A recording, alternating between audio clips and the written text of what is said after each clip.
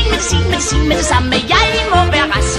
Min skat forfalder om 14 dage. Er det så mærkeligt, jeg har dårlige nerver, og min ro er blevet hamret til skærver, når jeg nu er penge for landet, hver gang jeg har betalt min skat. Først tager jeg piller for at sove om natten, og så tager jeg piller for at vågne om morgenen. Piller, mor, skal jeg have. Jeg tager en snes hver eneste dag. De koster penge, og det må jeg tjene en tank, men det giver mig voldsomme migrene. Pillerne, jeg tager for det, sløver mig, så vidt jeg ved. Så må jeg tage et par piller, der kvikker, og så er jeg lysvågen hver gang jeg ligger, og så kan enhver forstå, at jeg meget noget at sove på.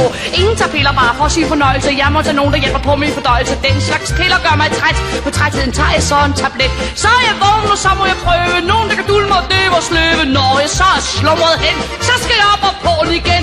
Og jeg må have medicin med det samme. Jeg må være rask, så jeg kan tjene masser penge. Og jeg må have medicin med det samme. Jeg må være rask. Min skat forfalder om 14